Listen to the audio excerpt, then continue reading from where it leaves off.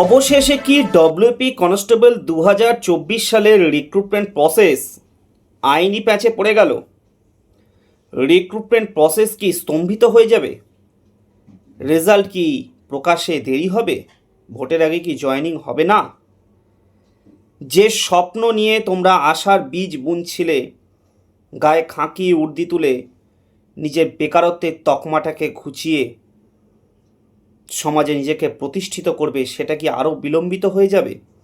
আরও কি বেশ কয়েক মাস অপেক্ষার প্রহর গুনতে হবে? আজ এই বিষয়ে তোমাদের কিছু বার্তা দিতে চাই, পজিটিভ বার্তা,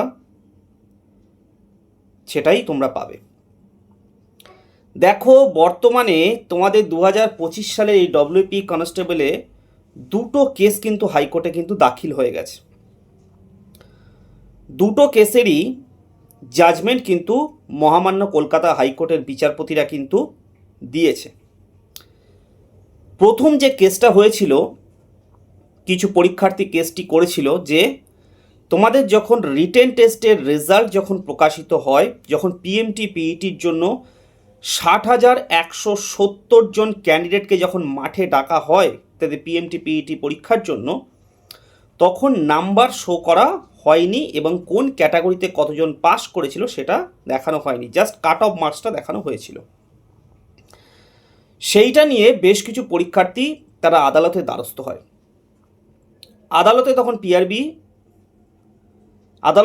আদালত পিআরবিকে তখন 7 দিনের মধ্যে নম্বর এবং ক্যাটাগরি ওয়াইজ তালিকা প্রকাশ করার নির্দেশ দেয়। 7 দিন বাদে পিআরবি আদালতে একটি মুখবন্ধ খামে তারা এই তালিকা আদালতের কাছে পেশ করে। সবার আগে বলি, রিটেন টেস্টের নাম্বার কিন্তু শো করানো হয় না, কারণ এই রিটেন টেস্টের নাম্বারটা শুধুমাত্র লিখিত পরীক্ষার জন্য নয়, এটা ফাইনাল মেরিটেও তো গ্র্যান্ট হবে।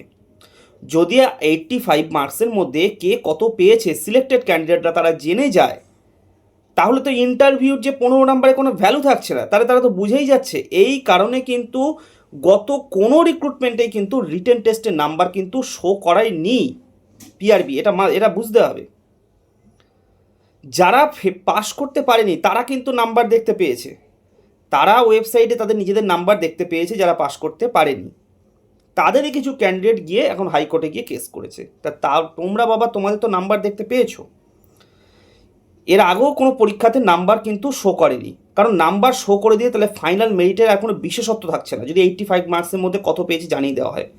হ্যাঁ, যদি এরকম হতো যে শুধুমাত্র তোমার ইন্টারভিউ নাম্বারের ওপরে মেরিট তৈরি হবে, তাহলে নাম্বার শো করা যেত। যেটা প্রিলিমিনারি পরীক্ষায় কিন্তু নাম্বার আগে শো করতো। আগে যখন দুটো পরীক্ষা হতো, preliminary PMT PET mains interview, তখন প্রিলিমিনারি পরীক্ষার নাম্বার কিন্তু শো করে দেওয়া হতো কে কত পেয়েছে, এবং ক্যাটাগরি ওয়াইজ কে কতজন পাস করেছে, কারা কতজন, সেই তালিকা পিআরবি মুখবন্ধ খামে কিন্তু আদালতের কাছে পেশ করেছিল। গত হিয়ারিংয়ে মহামান্য বিচারপতি আগামী 18 তারিখের মধ্যে এই তালিকা প্রকাশ করার নির্দেশ দিয়েছেন পিআরবিকে। তাহলে আমি কিন্তু তোমাদের কিন্তু আশ্বস্ত করছি যে তোমাদের রিক্রুটমেন্ট প্রসেসের উপরে কিন্তু এইটা কোনো প্রভাব পড়বে না, কারণ এইটা এমন কিছু বড় কিছু নয় যে রিক্রুটমেন্ট প্রসেসটাকে স্তম্ভিত করার বা স্টে অর্ডার দিয়ে দিতে পারে মহামান্য হাইকোর্ট।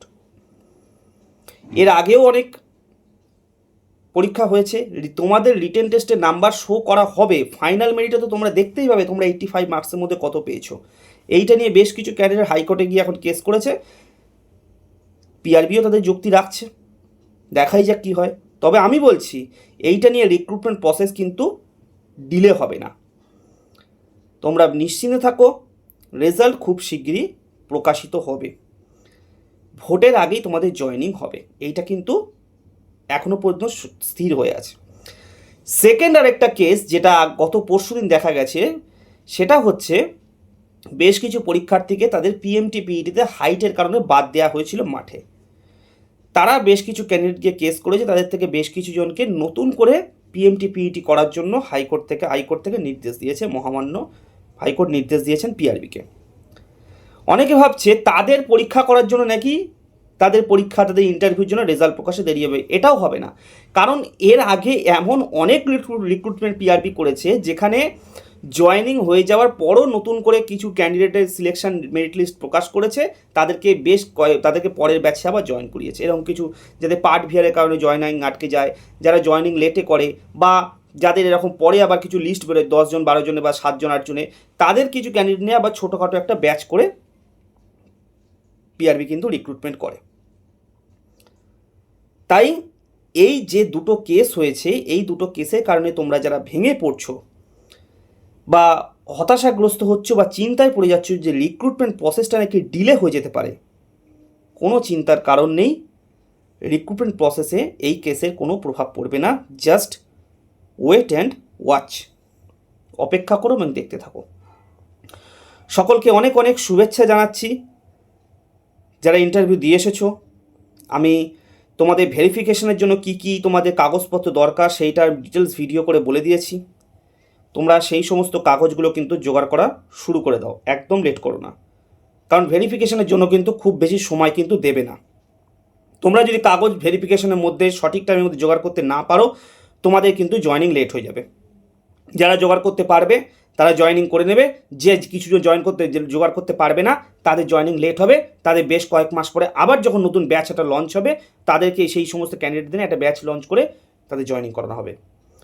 তাই লেট একদম করো না, সমস্ত কাগজপত্র জোগাড় করা শুরু করে দাও।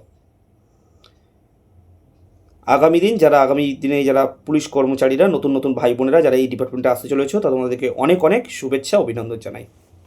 জয় হিন্দ।